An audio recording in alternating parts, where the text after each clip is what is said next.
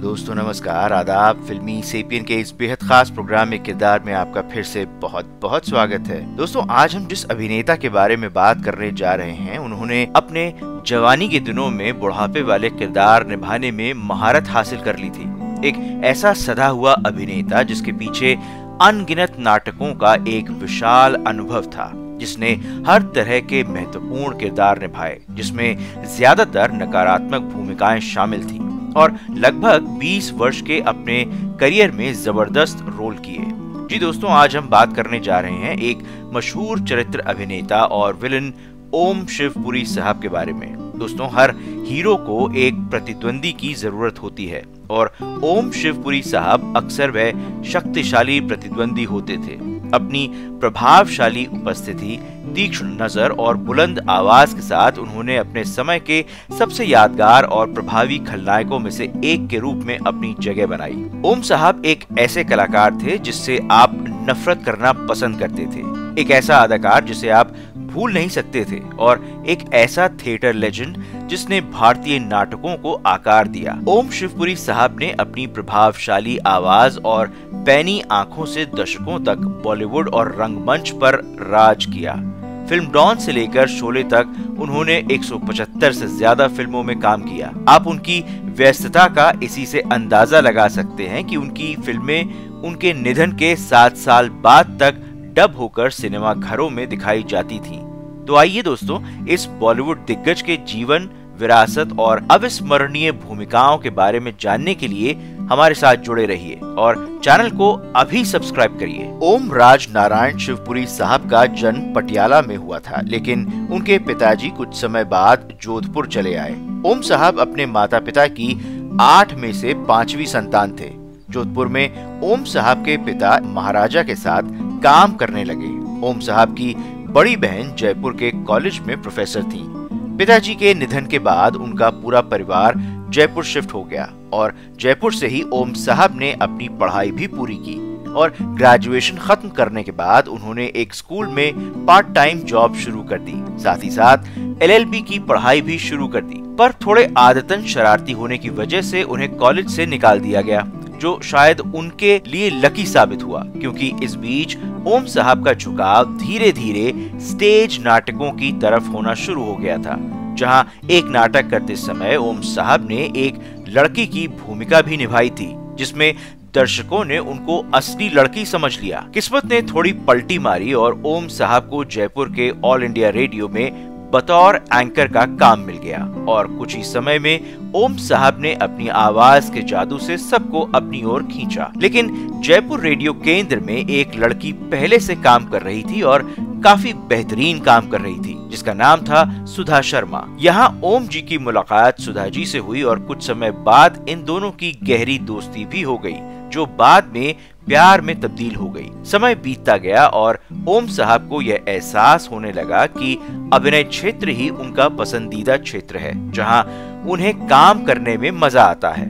जिसके बाद उन्होंने दिल्ली में NSD यानी नेशनल स्कूल ऑफ ड्रामा में अप्लाई करने के बारे में सोचा और भाग्यवश अपने नाटकों और रेडियो अनुभव की बदौलत उनको नेशनल स्कूल ऑफ ड्रामा में एडमिशन भी मिल गया, जहां उन्होंने थिएटर के दिग्गज इब्राहिम अलकाजी साहब से प्रशिक्षण लिया। 1963 में NSD से स्नातक करने के बाद ओम साहब 1964 में NSD की रेपर्टरी कंपनी के पहले प्रमुख भी बने और 1976 तक इसका नेतृत्व किया। नेशनल स्कूल ऑफ ड्रामा में शिक्षा प्राप्त करते हुए उनके मन में हमेशा एक डर लगा रहता था कि सुधा जी की शादी कहीं और ना हो जाए, क्योंकि ओम साहब ने दिल्ली जाने से पहले सुधा जी से वादा किया था कि वे जब भी आएंगे उनसे शादी कर लेंगे। लेकिन यहाँ उनको बेचैनी महसूस होने लगी, जिसके चलते उन्होंने सुधा जी को भी NSD में बुलवा लिया और सुधा जी भी NSD का हिस्सा बन गईं। यहाँ ओम साहब स्क्रिप्ट राइटिंग और डायरेक्शन करने लगे, जहाँ सुधा जी उनके निर्देशित नाटकों में हिस्सा लेती थी और बाद में दोनों ने मिलकर देशांतर नामक नाटक कंपनी की स्थापना भी की, जो बाद में बेहद लोकप्रिय रही। देशांतर दिल्ली का एक अग्रणी थिएटर समूह बन गया। मोहन राकेश साहब के आधे अधूरे और गिरीश कर्नाड साहब की तुगलक जैसी उनकी प्रस्तुतियां इतनी लोकप्रिय हुई कि ब्लैक मार्केट में टिकटें बिक गईं। देशांतर नाटक समूह जल्द ही अपनी शक्तिशाली प्रस्तुतियों के लिए जाना जाने लगा। ओम साहब द्वारा अभिनीत या निर्देशित कुछ सबसे उल्लेखनीय नाटकों में मोहन राकेश साहब द्वारा लिखित आधे अधूरे शामिल है, जो मानवीय रिश्तों की जटिलताओं और एक मध्यम वर्गीय परिवार के संघर्षों की पड़ताल करता है। गिरीश कर्नाड साहब का ऐतिहासिक नाटक तुगलक 14वीं शताब्दी के दिल्ली के सुल्तान मोहम्मद बिन तुगलक के शासनकाल के दौरान सेट किया गया है। ओम साहब के निर्देशन ने चरित्र की जटिलताओं और नाटक के आदर्शवाद और मोहभंग के विषयों को जीवंत कर दिया। उनकी अन्य महत्वपूर्ण कृतियों में से एक खामोश अदालत जारी है, जो विजय तेंदुलकर साहब के मराठी नाटक शांतता कोर्ट चालू आहे का हिंदी रूपांतरण था, जो सामाजिक मुद्दों और समाज के पाखंड से संबंधित है। वह धर्मवीर भारती साहब के अंधा युग, गिरीश कर्नाड साहब के हयवदन जैसे नाटकों का भी हिस्सा थे। 1968 में ओम साहब ने सुधा जी से शादी कर ली। सब अच्छा चल रहा था। ओम साहब अपने नाटकों में काफी मग्न थे कि तभी उन्हें 1971 में मणिकौल साहब की मशहूर फिल्म आषाढ़ का एक दिन में काम करने का मौका मिला, जो मशहूर लेखक मोहन राकेश साहब के उपन्यास पर आधारित फिल्म थी। इस फिल्म को बाद में फिल्म फेयर का बेस्ट फिल्म क्रिटिक का अवार्ड भी मिला और फिर इसके बाद 1972 में गुलजार साहब की फिल्म कोशिश आई, जिसमें संजीव कुमार साहब और जया बच्चन जी ने काम किया था और इस फिल्म में उनके अभिनय की सबने काफी सराहना की। कोशिश फिल्म के बाद ओम साहब ने 1974 में दिल्ली से बम्बई का रुख कर लिया और अपनी पत्नी सुधा जी के साथ वह बम्बई कूच कर गए और फिर 1973 में वह फिल्म आई जिसने ओम साहब की उपस्थिति दर्ज करा दी, जिसका नाम था नमक हराम। ऋषिकेश मुखर्जी साहब की यह फिल्म जबरदस्त सफल रही। अगले कुछ सालों में उन्होंने अचानक, शोले, जीवन ज्योति, बालिका वधू, संकोच, हम किसी से कम नहीं, ईमान धर्म, डॉन, पति पत्नी और वो और द ग्रेट गैम्बलर जैसी कई यादगार फिल्मों में काम किया। ओम साहब ने राजेश खन्ना साहब के साथ करीब करीब 31 फिल्मों में काम किया। ओम साहब के पसंदीदा निर्देशकों में शक्ति सामंता साहब, ऋषिकेश मुखर्जी साहब और गुलजार साहब थे।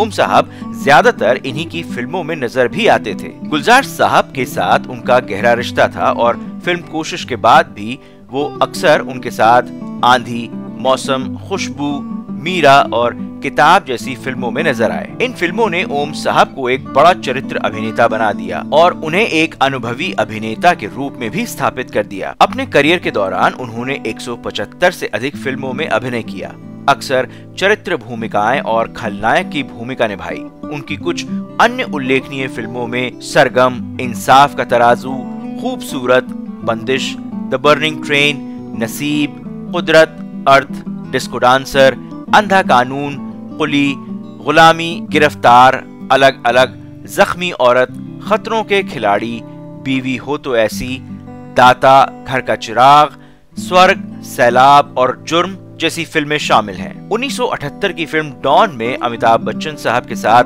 वरदान के रूप में उनका सशक्त अभिनय आज भी याद किया जाता है, जिसमें उनकी गहरी आवाज और तीक्ष्ण निगाहें दृश्यों को चुरा लेती हैं। फिल्म शोले में पुलिस अधिकारी से लेकर द ग्रेट गैम्बलर में सीआईडी प्रमुख तक उन्होंने खलनायक, पिता और अधिकारियों की भूमिकाएं सहजता से निभाई। नमक हराम, अचानक और आखिरी रास्ता जैसी अन्य हिट फिल्मों ने उनकी क्षमता को दर्शाया। हमें से ज्यादातर लोग ओम शिवपुरी साहब को 1970 और 1980 के दशक के सबसे मशहूर खलनायकों में से एक के तौर पर जानते हैं। ओम शिवपुरी साहब के शुरुआती नाटक अनुभवों ने उनके शिल्प को और भी निखारा, जिससे उन्हें प्रदर्शन में एक मजबूत आधार मिला और दर्शकों को प्रभावित करने की क्षमता मिली। यह नाटकीय पृष्ठभूमि उनकी स्क्रीन उपस्थिति में स्पष्ट थी। उन्होंने अपनी भूमिकाओं में एक निश्चित गंभीरता और तीव्रता लाई, चाहे वे एक खतरनाक खलनायक की भूमिका निभा रहे हों या छोटे चरित्र। उनकी शानदार स्क्रीन प्रेजेंस और दमदार अदाकारी ने उन्हें ऐसे किरदारों के लिए स्वाभाविक पसंद बना दिया जो खतरनाक होते थे और नायकों के लिए एक बड़ा खतरा पैदा करते थे।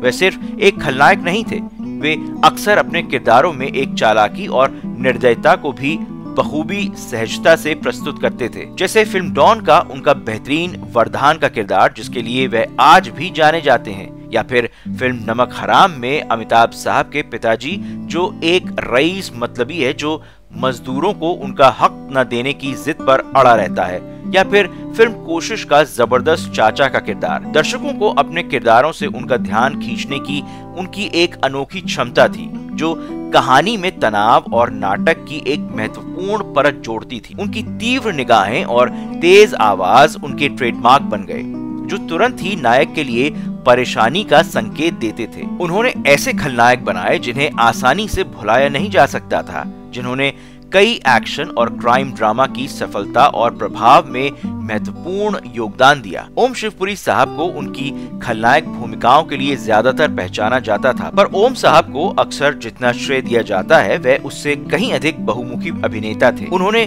कई फिल्मों में अपनी रेंज दिखाई, जिसमें विभिन्न रंगों और जटिलताओं वाले किरदारों को दर्शाया गया। वह कठोर लेकिन निष्पक्ष कॉलेज प्रिंसिपल या नैतिक दुविधा में फंसे अधिकारी या यहाँ तक कि हास्य के क्षणों वाले किरदारों को भी बखूबी निभा सकते थे। ओम शिवपुरी साहब के अभिनय की एक विशिष्ट शैली थी जो उन्हें तुरंत पहचानने योग्य बनाती थी। उनकी शक्तिशाली संवाद अदायगी जो अक्सर जानबूझकर और प्रभावशाली गति के साथ कही जाती थी, उनके किरदारों में वजन जोड़ती थी। उनके तीव्र भाव और प्रभावशाली स्क्रीन उपस्थिति ने सुनिश्चित किया कि वे हमेशा छोटी भूमिकाओं में भी एक स्थायी छाप छोड़ते हैं। ओम साहब का जीवन उनकी भूमिकाओं की तरह ही समृद्ध था। सुधा शिवपुरी जी के साथ उनके 9 साल के प्रेम संबंध का समापन 1968 में उनकी शादी में हुआ। उनकी बेटी ऋतु शिवपुरी भी एक अभिनेत्री हैं जिन्होंने 1993 की हिट फिल्म आंखें में गोविंदा साहब के साथ काम किया था और एक बेटा विनीत है। सुधा जी खुद बहुचर्चित सीरियल क्योंकि सास भी कभी बहू थी में बा के रूप में एक टीवी आइकॉन बन गई थी। देशांतर और एनएसडी के साथ ओम साहब के थिएटर के काम ने पंकज कपूर साहब और शाहरुख खान जैसे अभिनेताओं को प्रेरित किया। दुखद रूप से 15 अक्टूबर 1990 को सिर्फ 52 साल की उम्र में मुंबई में दिल का दौरा पड़ने से ओम साहब का निधन हो गया और कई सारी फिल्में उनके मरणोपरांत रिलीज हुई, जिसने उनकी विरासत को जीवित रखा। आज जयपुर का थिएटर समुदाय उन्हें वार्षिक नाटक महोत्सव के साथ सम्मानित करता है। ओम शिवपुरी साहब मंच और स्क्रीन पर एक ताकत थे जो हर भूमिका में खतरनाक दिल और आत्मा लेकर आते थे। दोस्तों, आपको ओम साहब का कौन सा रोल सबसे ज्यादा पसंद है? डॉन में वरदान या फिल्म कोशिश में चाचा का?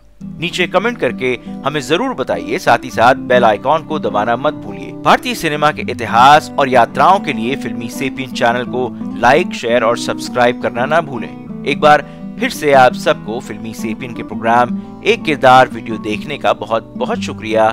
धन्यवाद।